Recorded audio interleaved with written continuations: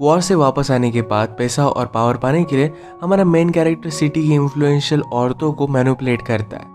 इन्हें इस तरीके से बर्बाद करके क्या वो बड़ा आदमी बन पाएगा, ये हम आज की हमारी मूवी बेलमी 2012 की एक रोमांटिक ड्रामा में देखेंगे। अगर आपको वीडियो अच्छा लगता है तो प्लीज़ इसे लाइक और कमेंट जरूर कर दीजिएगा। अब बिना किसी देरी के एक्सप्लेनेशन स्टार्ट करते हैं। मूवी स्टार्ट होती है और हम हमारे मेन कैरेक्टर जॉर्ज को देख सकते हैं। वो भी अभी जेल से वापस आया क्योंकि उसने रॉबरी की थी। अब सिटी में उसके पास बहुत ही कम पैसे हैं। वो भूखा था और बाहर से लोगों की पार्टी देख रहा था।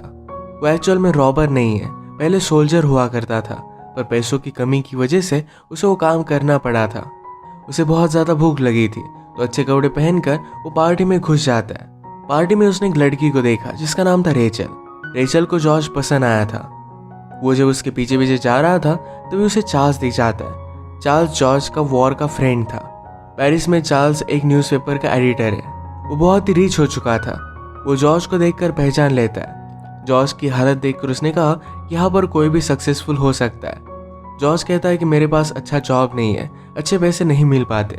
चार्ल्स ने कहा कि कल मेरे घर आना, मेरी वाइफ से मिलना, हम अच्छे से डिनर करेंगे। जॉर्ज के पास अच्छे कपड़ों के लिए भी पैसे नहीं थे तो चार्ल्स ने उसे पैसे दिए। इसके बाद वो फिर से रेचल से मिला और ये दोनों इंटीमेट हो जाते हैं। अगली शाम जॉर्ज डिनर के लिए आता है। वहाँ पर वो चार्ल्स की वाइफ मैडलिन से मिला। इनके यहाँ पर मैडलिन की और भी फ्रेंड्स आई थी, जिसमें एक का नाम था क्लोटिल्डा। क्लोटिल्डा का हस्बैंड हमेशा घर से दूर रहता है। और एक फ्रेंड थी जिसका नाम था वर्जिनी, न्यूज़पेपर की ओनर की वाइफ थी। डिनर के वक्त वर्जिनी ने कहा कि तुम डेजर्ट्स में थे, क्या वहाँ पर कुछ आवाज़ें आती है? मैंने सुना है कि वो बहुत ही रोमांटिक होती है। जॉर्ज ने कहा कि वो हवा की आवाज़ें होती है। मैं वहाँ पर अकेला था तो मुझे वो हॉरिफाइंग लगती थी।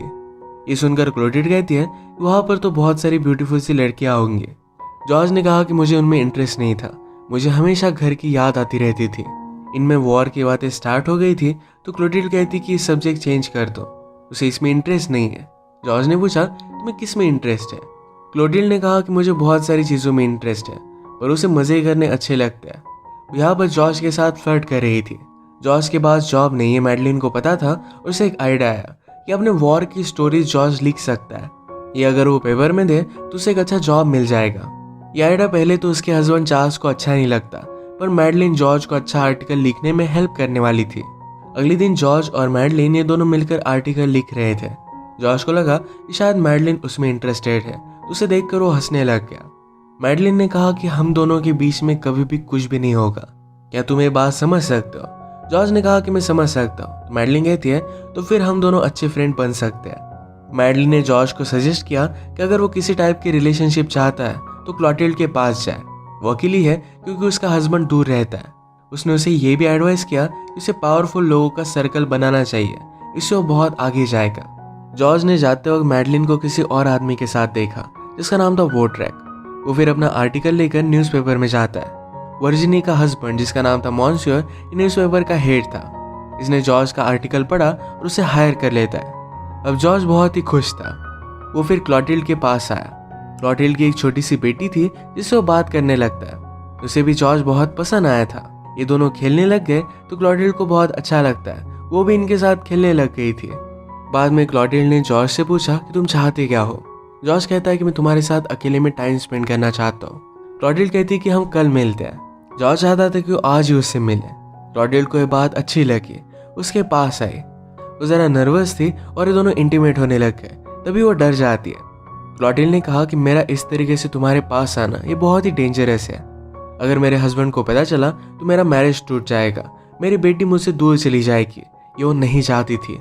उसने कहा कि मैं एक घर रेंट करूंगी और वहां पर हम दोनों मिल सकते हैं, और इसके लिए वही पे करने वाली थी। जो जॉर्ज को ये बात सही लगती है। अब इन दोनों का अफेयर स्टार्ट हो गया था।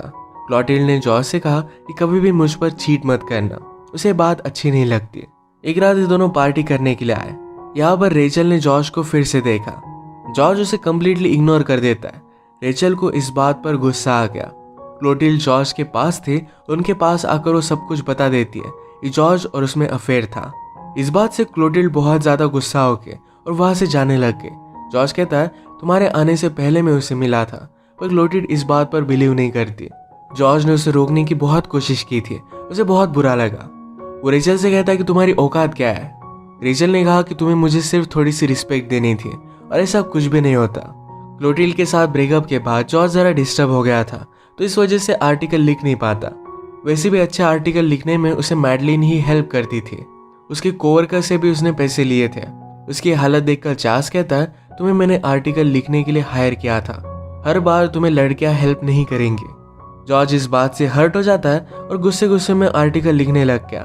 आर्टिकल लिखकर वो चार्ल्स को दिखाता है, तो चार्ल्स ने कहा, इससे अच्छा तो काम करने वाले लड़के लिखते हैं। उसका बहुत मजाक उड़ाता है। डायरेक्टली पेपर के हेड मॉन्सेर के पास हो गया। यह आर्टिकल उसे दिखाया और इस वजह से जॉर्ज को फायर कर देते हैं। चार्ल्स के जाने के बाद उसके फ्रेंड उसका मजाक उड़ा रहे थे। वो कहते हैं मैडलिन का वॉड्रेक के साथ अफेयर चल रहा है। मैडलिन के बारे में इस तरीके से बात सुनना ये जॉर्ज को अच्छा नहीं लगता। उस आदमी को डांट देता है। कुछ भी कर जॉर्ज अपना जॉब पाना चाहता था। वो वर्जिनी को जानता था जो पेपर के हेड की वाइफ है, तो उसके पास हो गया। उसके लिए कुछ फ्रूट्स वगैरह लेकर गया था। उसे फ्लर्ट करने की वो कोशिश करता है। अपनी प्रॉब्लम बताने के बाद अगले दिन जॉर्ज का प्रमोशन हो गया था। वो पेपर के गॉसिप कॉलम का हेड बन चुका है। सब लोग ये देखते ही रह गए थे। एक दिन सारे फ्रेंड्स की पार्टी चल रही थी। इसमें क्लोटिल्ड, मैडलिन, वर्जिनी और जॉर्ज भी था। वर्जिनी की एक बहुत ही ब्यूटीफुल सी बेटी थी जो वायलिन प्ले कर रही थी। अचानक से मैडलिन के हस्बैंड को बहुत ज्यादा खांसी आने लग गई। उसकी बीमारी बहुत ही बढ़ चुकी थी और उसके पास जीने के लिए बहुत ही कम टाइम था। पार्टी में जॉर्ज क्लोटिल्ड के साथ नजदीकियां बढ़ाता है। ये दोनों फिर इंटीमेट हो गए। मैडलिन के हस्बैंड की हालत और भी खराब हो गई थी। उसकी डेथ के लिए उसे दूर एक जगह पर वो लेकर आती है। वो अकेली थी तो उसने जॉर्ज को भी बुला लिया। जॉर्ज को देखकर चार्ल्स गुस्सा हो जाता है। कहता है कि मैं मरने नहीं वाला। आज रात वो बहुत ही पेन में था और उसकी डेथ हो गई। जॉर्ज मैडलिन से कहता है कि मैं तुमसे एक बात पूछना चाहता हूँ, तुम्हें जो लगे वो ठीक है। अगर तुम चाहो तो मैं तुम्हारा बेस्ट फ्रेंड बनकर रह सकता हूँ, पर मुझे तुम्हारा हस्बैंड बनना है। मैं तुम्हें अपनी लाइफ से जाने नहीं दे सकता। मैडलिन ने कहा कि मेरे साथ रहना हार्ड है। अगर तुमने मुझ पर चीट किया तो बहुत बुरा होगा। जॉर्ज इस बात के लिए मान जाता है। सिटी में आने के बाद जॉर्ज ने क्लोटिल्ड से कह दिया कि वो शादी करने वाला है। क्लोटिल्ड भी समझ सकती है कि जॉर्ज को कभी ना कभी तो शादी करनी ही पड़ेगी। अगर वो मैडलिन के साथ शादी करता है तो सेफ रहेगा। बेचारी का सुनकर हार्ट ब्रेक हो गया था। इसके बाद मैडलिन और जॉर्ज ने शादी कर ली। जॉर्ज के सारे इंपॉर्टेंट आर्टिकल मैडलिन ही लिखा करती थी।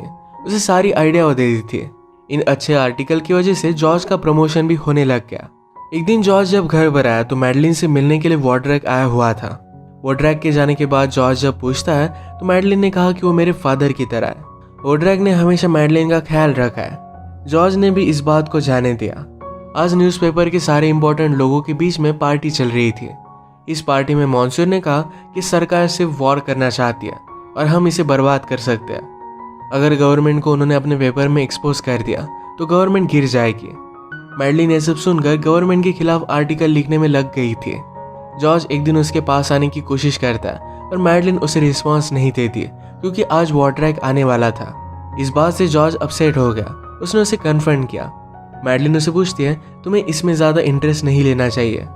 एक तो तुम सरकार गिराकर एक बड़े पावरफुल आदमी बन सकते हो, वरना फूल की तरह तुम्हें पूरी जिंदगी बितानी पड़ेगी। इन सब चीज़ों से वो बहुत ही अपसेट हो गया था। एक दिन पार्टी में जॉर्ज फिर से क्लोटिल्ड से मिला। दोनों ने एक दूसरे को मिस किया था और फिर से अफेयर अपना स्टार्ट कर देते हैं। पार्टी से दूर जाकर न्यूज़पेपर हेड और एक आदमी की मीटिंग चल रही थी। यहाँ पर जॉर्ज भी पहुंच गया। मॉन्सूर कहता है कि मैं बहुत ही पावरफुल हूँ, मेरे सिर्फ वर्ड्स से मैं पूरी सरकार गिरा सकता हूँ। जॉर्ज ने कहा, पर ये वर्ड्स तुमने नहीं लिखे। इसे मॉन्सूर को बुरा लगा और वो कहता है कि क्या तुम वॉड्रेक और मैडलिन के बारे में जानते हो? तुम जिस घर में रह रहे हो ये वॉड्रेक ने तुम्हें दिया है। मॉन्सूर की इस बात से जॉर्ज और भी ज्यादा हर्ट हो गया। वो फिर डिसाइड कर लेता है कि वो मॉन्सूर की वाइफ के साथ ही अफेयर करेगा। उसने वर्जिनी को चर्च में फॉलो किया। वो उसे मिलकर कहता है, मुझे पता नहीं कि मैं यहाँ पर क्यों आया हूँ, पर मुझे तुम्हारे साथ रहना था। वो बेचारी डर के उसने पहले कभी भी अफेयर नहीं किया। उसे मना करती है तो जॉर्ज अपनी गाड़ी में बैठ गया। बाद में वर्जिनी अपना माइंड चेंज कर लेती है उसके पास आके। ये दोनों इंटीमेट हो गए और इनका अफेयर स्टार्ट हो गया था। एक दिन डिनर टेबल पर हम क्लोटिल्डा, मैडलिन और वर्जिनी को साथ में देख सकते हैं। जॉर्ज इन तीनों को देखकर स्माइल कर रहा था। स्लोली वर्जिनी पूरी तरीके से जॉर्ज के प्यार में पड़ गई थी। एक दिन अचानक से वॉड्रेक की डेथ हो जाती है। वॉड्रेक के लॉयर ने मैडलिन और जॉर्ज को बुला लिया। वो उनसे कहता है कि वॉड्रेक ने अपने 1.2 मिलियन ये मैडलिन के नाम पर कर दिया है। ये बात जरा अजीब है क्योंकि लोग मैडलिन और वॉड्रेक के बीच में क्या रिलेशनशिप थी इसके बारे में सवाल पूछ सकते हैं। जॉर्ज को भी इसका बुरा लगा था। वो कहता है कि मैं ये पैसे कैसे एक्सेप्ट कर सकता हूँ, और वो लालची है तो कहता है कि हमें एक्सेप्ट कर लेने चाहिए। वो वॉड्रैक के बारे में बहुत ही गलत चीज़ें बोल रहा था तो मैडलिन रोने लग गई। वो कहती कि प्लीज़ उसके बारे में कुछ बोलो मत। जॉर्ज ने कहा कि मुझे सच बताओ कि तुम्हारा था क्या। मैडलिन ने कहा कि मैं उससे प्यार करती थी, उसने हमेशा उसे सपोर्ट किया था। जॉर्ज आज ज़रा अपसेट था तो वर्जिनी से नहीं मिलना चाहता था और उसे कहती है मेरे पास एक बात है जो तुम्हारे लिए बहुत ही इंपॉर्टेंट हो सकती है। उसने कहा कि हमारी न्यू गवर्नमेंट वॉर पर जाने वाली है। ये एक ही चीज़ थी जो लोग चाहते थे कि गवर्नमेंट ना करे। प्रीवियस गवर्नमेंट वॉर पर जाने वाली थी, उसी वजह से वो गिर गई थी। वर्जिनी ने कहा कि मेरे हस्बैंड और इस गवर्नमेंट ने मिलकर ये सब प्लान किया था, इससे मेरे हस्बैंड को $70 मिलियन का फायदा होगा। जॉर्ज इस बात से गुस्सा हो जाता है कि उसे फंसाया गया है। वो गुस्से में वर्जिनी को घर से बाहर निकाल देता है, कहता है कि मुझे तुमसे घिन आती है। वो जब घर पर आया तो मैडलिन, मॉन्सियर और उनका एक फ्रेंड ये तीनों मिलकर सेलिब्रेट कर रहे थे। मैडलिन को भी इस सारे प्लान के बारे में पता था। जॉर्ज बहुत ज़्यादा गुस्सा था, उसे भी थोड़ी सी अपॉर्चुनिटी देने वाले थे और उसे सारे पैसे चाहिए थे। वो गुस्से में एक गिलास मॉन्सियर को मार कर फेंकता है। मॉन्सियर वहाँ से चला गया। जॉर्ज ने मैडलिन से कहा कि तुम्हें सब कुछ पता था, तुमने ऐसा किया क्यों। मैडलिन कहती कि मुझे तुम्हारे अफेयर के बारे में पता है, क्लॉटिल्ड और वर्जिनी दोनों के साथ तुम्हारा अफेयर चल रहा था। रात में सेलिब्रेशन के लिए पार्टी चल रही थी, यहाँ पर मैडलिन भी गए। जॉर्ज इनवाइटेड नहीं था, फिर भी वहाँ पर वो पहुंच जाता है। अब मैडलिन को हम मॉन्सियर के पार्टनर के साथ देख सकते हैं। पार्टी में क्लॉटिल्ड ने जॉर्ज को संभाल लिया।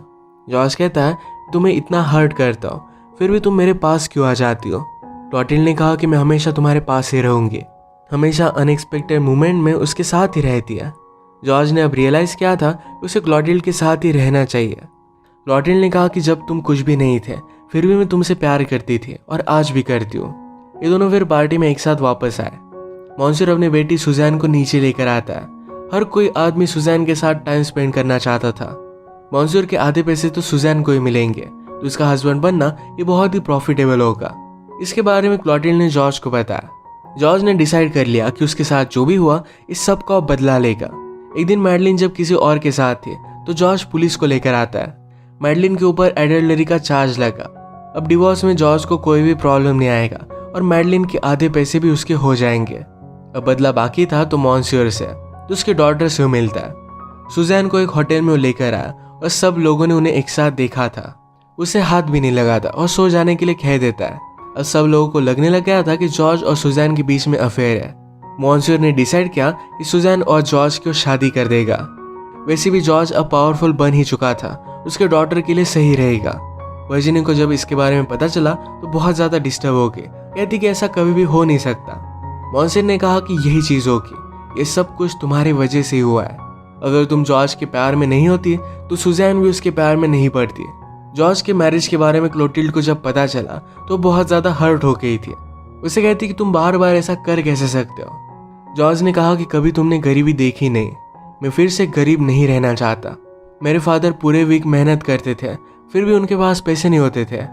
उन्होंने हमेशा गॉड को प्रे किया था कि मुझे अगली लाइफ बहुत अच्छी देना। पर जॉर्ज बिलीव करता है कि कोई भी नेक्स्ट लाइफ होती नहीं, एक ही लाइफ है और इसी लाइफ को एंजॉय करना चाहता था। वो पैसे और पावर पाने के लिए कुछ भी कर सकता था, तो इस वजह से क्लोटिल्ड को छोड़कर सुजैन के साथ वो शादी कर लेता है। इसी एक हार्श रियलिटी के साथ ये मूवी एंड हो जाती है। सोसाइटी में इस तरीके के बहुत सारे लोग हम देख सकते हैं और इसी पर एक कमेंट्री थी।